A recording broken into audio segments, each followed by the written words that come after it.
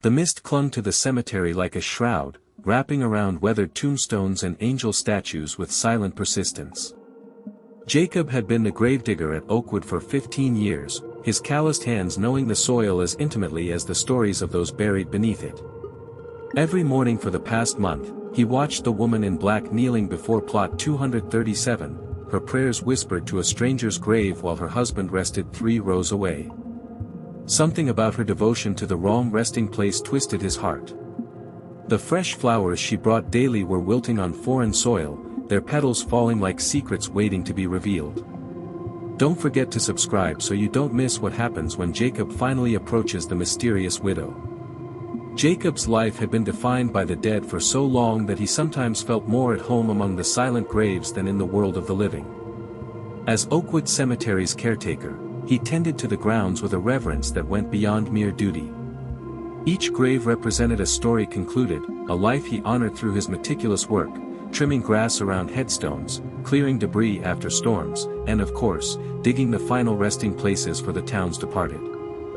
Few understood the dignity in his profession.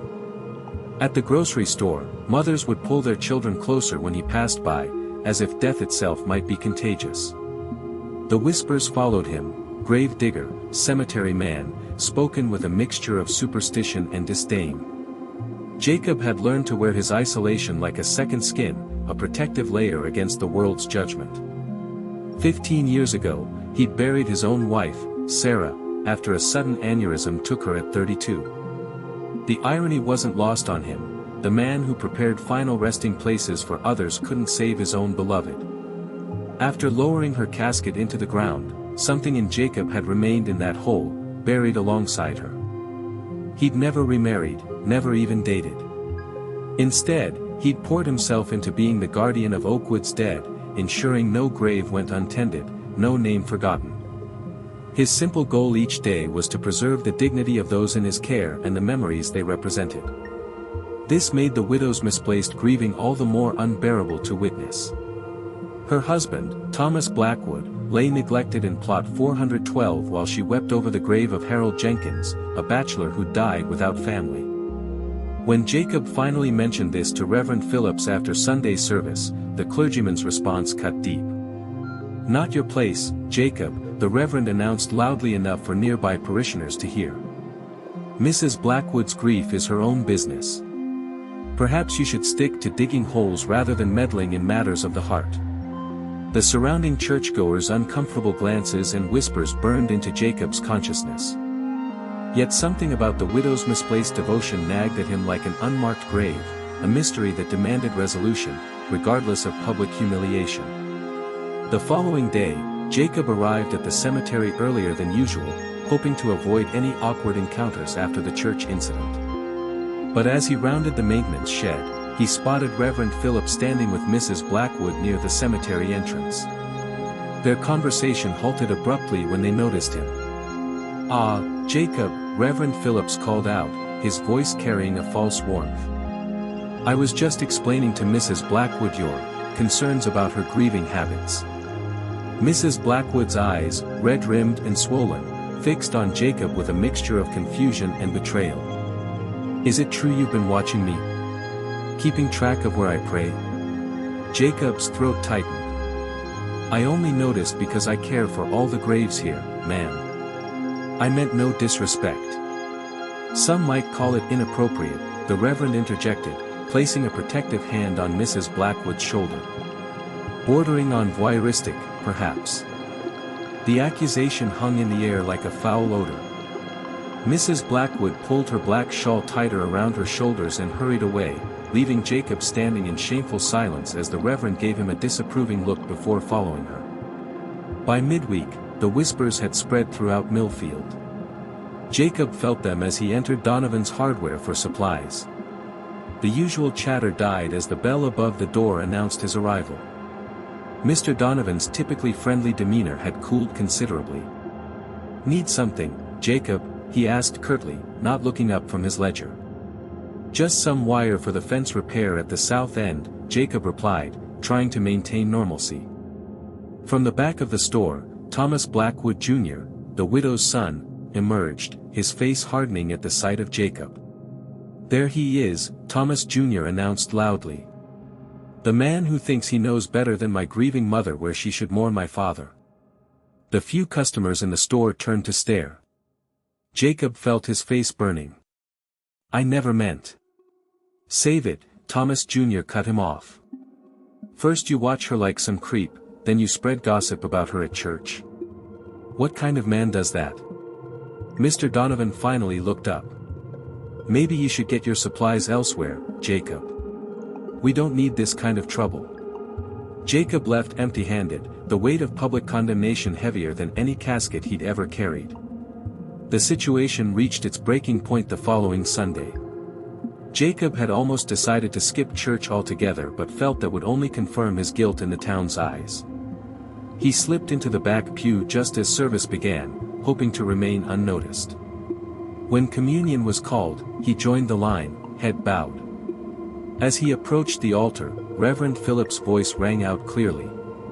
"Before we continue, I feel compelled to address a matter of community concern." His eyes fixed directly on Jacob.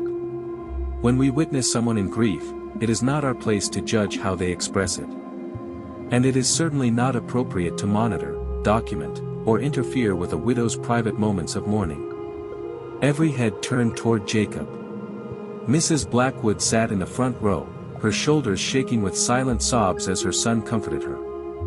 "Some among us," the Reverend continued, "might benefit from remembering that Christian charity begins with respecting others' dignity." Jacob stood frozen, the entire congregation's judgment bearing down on him.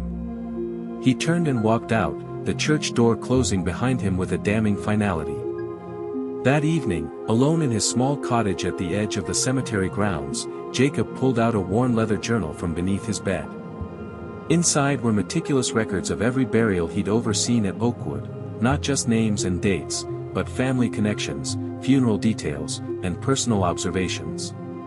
His handwriting, surprisingly elegant for a man with such calloused hands, filled page after page with the kind of detailed record-keeping that only someone with his unique combination of respect for the dead and photographic memory could maintain. He turned to Thomas Blackwood's entry, studying it carefully. There was something there, something important, that no one else in Millfield knew. Mayor Eleanor Winters watched the scene unfold from her office window overlooking the cemetery. She tapped her pen thoughtfully against her desk before reaching for the phone. "Get me the county records office," she said. Immediately. The morning after the church incident, Jacob rose before dawn, his decision made. For 23 years, he had kept his gift to himself, using it only to ensure the dead were properly honored. Now, he would use it to defend his own honor, and perhaps to help a woman trapped in a web of deception. Jacob's memory wasn't merely good, it was extraordinary. Every grave he'd dug, every funeral he'd attended, every name on every headstone, all were catalogued in his mind with perfect clarity. He could recall the exact position of mourners at services from decades past, the weather patterns on burial days, even the specific hymns sung at each ceremony. He dressed methodically and walked to his small office at the cemetery's entrance. The building, little more than a shed with a desk and filing cabinet, contained the official cemetery records. But Jacob's true archive was the leather-bound journal he retrieved from his cottage, tucked safely in his jacket pocket. The cemetery was silent as he made his way to plot 237, Thomas Blackwood's grave. Or rather, the grave where Mrs. Blackwood knelt each day. Jacob stood before the headstone, running his fingers over the engraved name. Then he walked exactly 47 plots away, to a simple marker partially obscured by overgrown grass. "Here you are," he whispered, kneeling to clear away the vegetation. The real Thomas Blackwood. The discrepancy had bothered him from the beginning. When Thomas died 3 months ago, Jacob had personally dug this grave, plot 284. He remembered the day with crystal clarity, the unseasonable warmth, the way the soil had been surprisingly easy to turn, the small gathering of mourners, none of whom included Mrs. Blackwood or her son. Yet somehow, within weeks, a new headstone bearing Thomas Blackwood's name had appeared at plot 237, and Mrs. Blackwood began her daily vigil there. Plot 237 belonged to a man named Frederick Winters, the mayor's uncle, who had died 15 years earlier. Jacob opened his journal, comparing his meticulous notes with the official cemetery map. There was no record of any exhumation or reburial for either man. Something was very wrong. As the morning light strengthened, Jacob heard the crunch of gravel on the cemetery path. Mayor Eleanor Winters approached, her tailored suit incongruous against the backdrop of headstones. "Mr. Harmon," she called, her voice carrying the practiced warmth of a career politician. "I hoped I might find you here." Jacob closed his journal but kept it in his hand. "Mayor Winters. This is an unexpected honor." She smiled tightly. "I wanted to speak with you about recent misunderstandings." "Misunderstandings," Jacob repeated. "Is that what we're calling them?" The mayor glanced at the headstone Jacob had been examining. A flicker of recognition, or was it concern, crossed her face. "The town values your service, Jacob. 23 years of tending to our departed deserves respect." She paused. "Which is why I'm troubled by these rumors about you harassing Mrs. Blackwood." "I never harassed anyone," Jacob said firmly. "I simply noticed she was mourning at the wrong grave." Mayor Winters' smile remained fixed, but her eyes hardened. "Grief can be disorienting. Perhaps you misremembered where you buried Mr. Blackwood." "I don't misremember, Mayor." Jacob tapped his temple.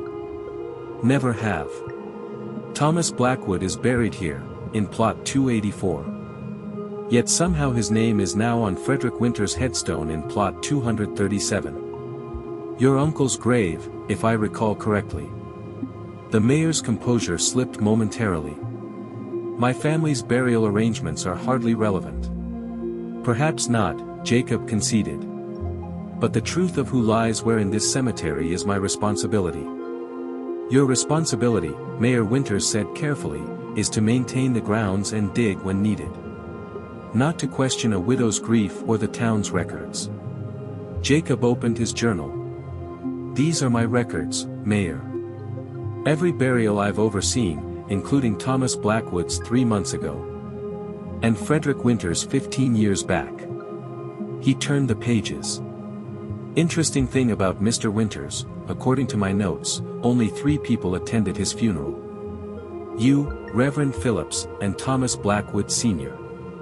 The mayor's face paled slightly. "Ancient history, Mr. Harmon." "Perhaps. But history matters in a cemetery." Jacob closed the journal. "Just as it matters that Thomas Blackwood Jr. wasn't at his father's funeral. Just as it matters that Mrs. Blackwood never visited this cemetery until 3 weeks ago, and then began praying daily at your uncle's grave, now mysteriously bearing her husband's name." Mayor Winters stepped closer, her voice dropping. "You're treading dangerous ground, Jacob. Some matters in this town are better left undisturbed." "Like graves with the wrong names?" Jacob challenged. Before she could respond, they were interrupted by the arrival of a black town car. The driver opened the rear door, and Mrs. Blackwood emerged, dressed in her customary black, her son following closely behind. "Mayor," Thomas Jr. acknowledged coldly, then glared at Jacob. "Still harassing my mother, Gravedigger?" Jacob stood his ground. "I've never harassed anyone, Mr. Blackwood. I simply know the truth about your father's burial." Mrs. Blackwood, who had been silent until now, looked up sharply. "What truth?" "Mother, don't engage with him," Thomas Jr. warned, placing a protective arm around her shoulders. Jacob addressed Mrs. Blackwood directly. "Ma'am, I've worked in this cemetery for 23 years. I remember every grave I've dug, every person laid to rest here. Your husband is buried in plot 284, not where you've been visiting." Mrs. Blackwood's eyes widened. "That's impossible. Thomas Jr. showed me where." "Mother," her son interrupted. "He's confused. Probably drunk, like half this town says." Mayor Winters stepped between them. "This has gone far enough. Mrs. Blackwood, please accept my apologies for this disturbance. Mr. Harmon was just leaving." But Jacob stood firm. "I can prove it. The cemetery registry, my personal records, and," he hesitated, then committed fully, "the fact that your son wasn't even at his father's funeral." A heavy silence fell. Mrs. Blackwood turned to her son, confusion evident on her face. "Thomas? What is he talking about? Of course you were at the funeral." "We both were." Thomas Jr.'s face contorted with rage. "He's lying. This man has been obsessed with you, watching you every day. He's trying to come between us, just like," he stopped abruptly. "Just like what?" Mrs. Blackwood asked, stepping away from her son. Mayor Winters attempted to regain control. "This is hardly the place." "No," Mrs. Blackwood interrupted with unexpected strength. "This is exactly the place. My husband is buried here, and I deserve to know where." She turned to Jacob. "Show me." Jacob led Mrs. Blackwood to plot 284, aware of Thomas Jr. and the mayor following tensely behind. The simple headstone read, "Thomas Blackwood, 1952 to 2023, beloved father." "There's no beloved husband," Mrs. Blackwood noted, her voice breaking. "Because he requested it that way," Jacob said gently. "In his final arrangements." Mrs. Blackwood sank to her knees before the true grave. "I don't understand. Thomas Jr. told me his father was buried at the other plot. He's been driving me there every day." Mayor Winters exchanged a look with Thomas Jr., who had grown increasingly agitated. "This is absurd," Thomas Jr. sputtered. "Mother, don't listen to this gravedigger." But Mrs. Blackwood was staring at the dates on the headstone. "This says Thomas died 3 months ago. But that's impossible. I was told he died while traveling abroad 6 weeks ago." A car door slammed in the distance. All heads turned to see County Sheriff Davis approaching, a folder tucked under his arm. Behind him walked Reverend Phillips, his expression solemn. "Mayor Winters," the sheriff called. "Got those records you requested yesterday? Interesting reading." He nodded respectfully to Jacob.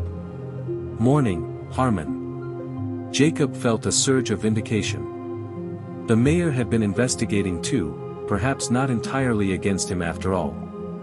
"Sheriff," Jacob acknowledged. "Reverend." The Reverend stepped forward, placing a gentle hand on Mrs. Blackwood's shoulder. "Margaret, I believe it's time you heard the full truth about Thomas. And about Frederick Winters." As the morning sun illuminated the cemetery, Jacob Harmon stood quietly among the headstones he knew better than anyone, watching as long-buried secrets finally came to light.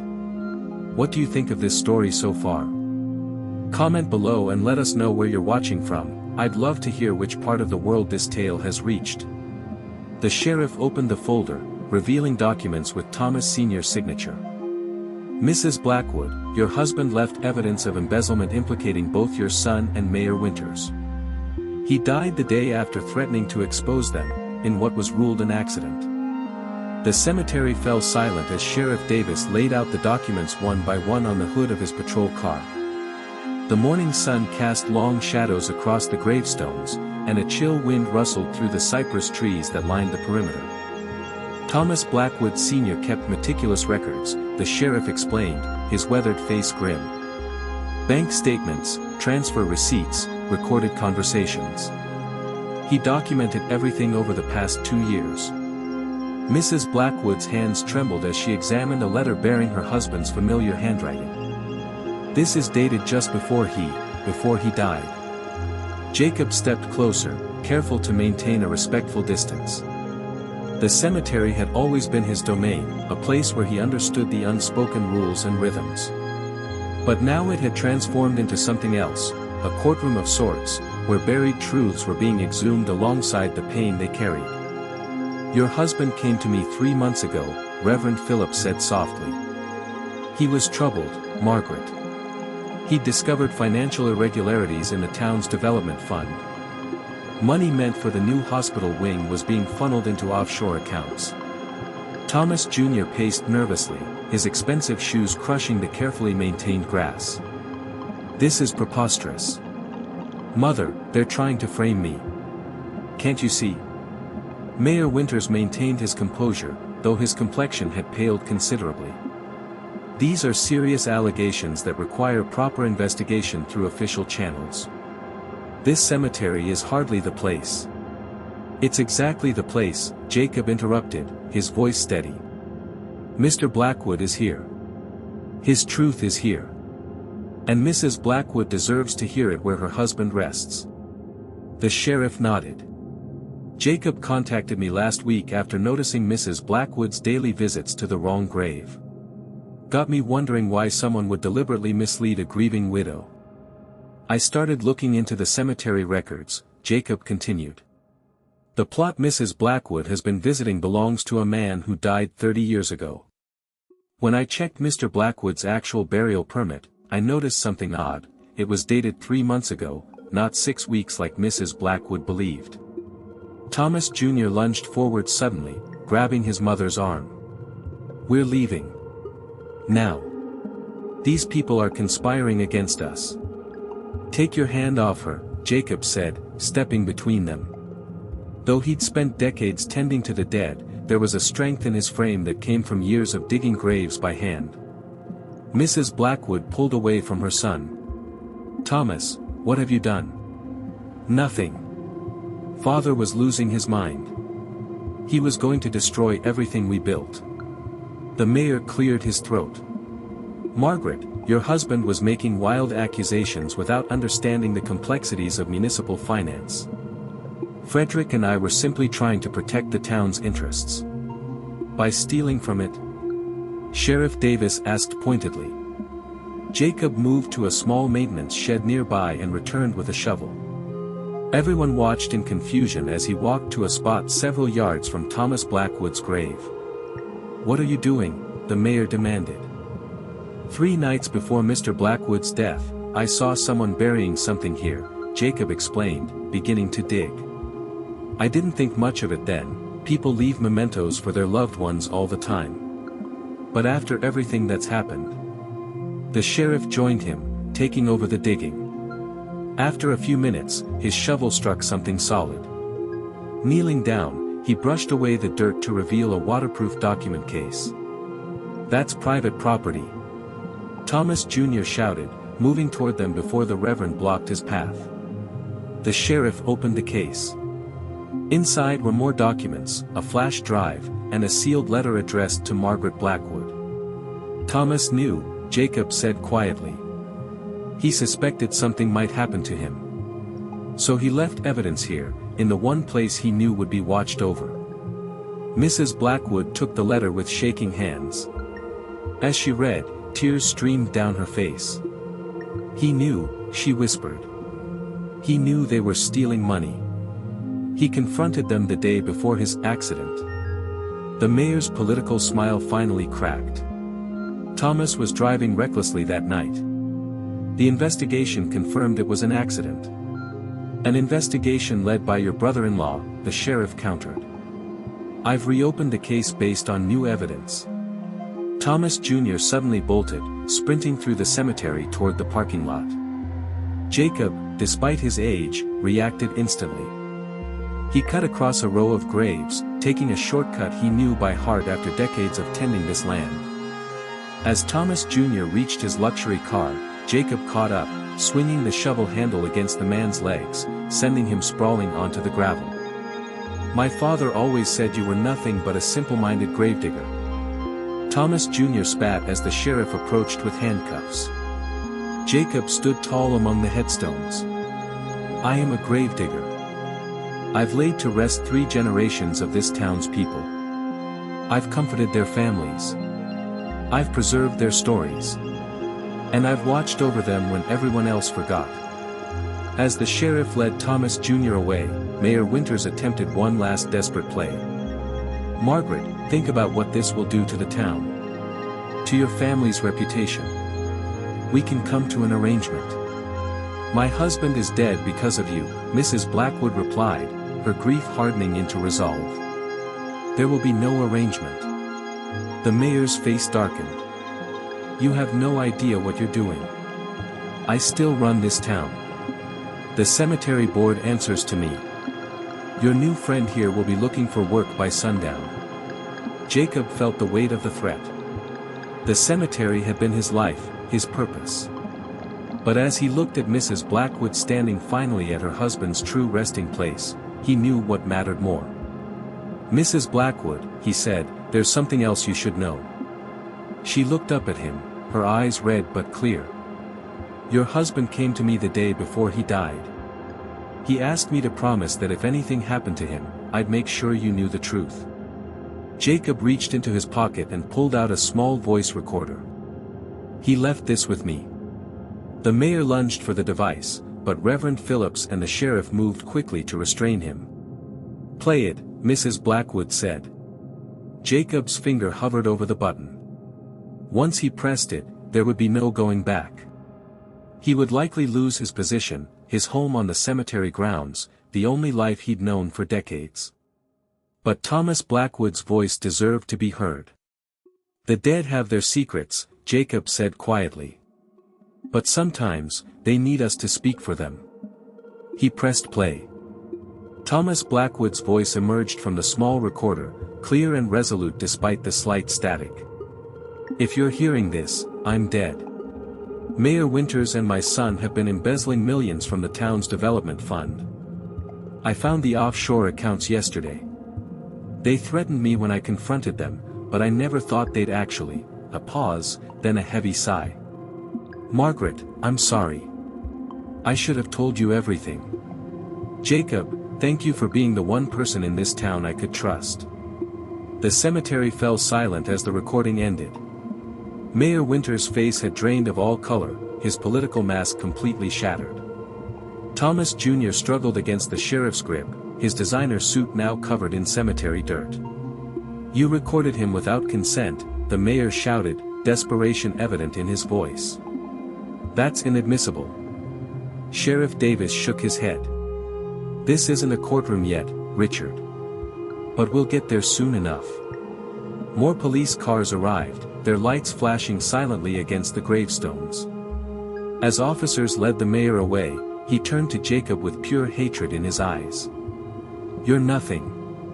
A nobody who digs holes in the ground. You think anyone will remember you? Jacob stood unmoved among the monuments he had tended for decades. I don't need to be remembered, Richard. I just need to do what's right. Mrs. Blackwood approached Thomas Jr. as he was being placed in a patrol car. Her eyes held not just anger but profound disappointment. Your father loved you so much. He built everything for you. He built it for himself, Thomas Jr. spat back. His legacy, his reputation. I was just the prop in his perfect life story. No, she replied softly. You were his world. That's why this hurts so much. Something in her quiet dignity seemed to finally reach her son. His arrogance crumbled, replaced by the face of a lost boy who had made terrible choices. As the car door closed, Jacob saw tears streaming down Thomas Jr.'s face, not for himself, but perhaps for the father whose love he had betrayed. In the following weeks, the town was rocked by revelations. The investigation uncovered decades of corruption. Mayor Winters resigned in disgrace before his inevitable arrest. Several town council members followed. The cemetery board was dissolved and reconstituted. Jacob continued his work, though rumors circulated that the new administration might modernize cemetery operations. His small caretaker's cottage at the edge of the grounds felt increasingly temporary. 1 month after that fateful day, Mrs. Blackwood appeared at his door. I've purchased the cemetery, she announced without preamble. The town was eager to sell after everything that happened. Jacob blinked in surprise. You bought it? Thomas always said this place needed protection from developers. I'm establishing a perpetual care trust. She handed him an envelope. And I'd like you to stay on as head caretaker. With a proper salary this time. Inside was an employment contract and a substantial back pay settlement. Mrs. Blackwood, I don't know what to say. Margaret, she corrected gently. And you don't need to say anything. You gave me back my husband's voice when it mattered most. That evening, Jacob walked among the headstones as sunset painted the marble in amber hues. Justice had been served, though imperfectly. Thomas Jr. had accepted a plea deal.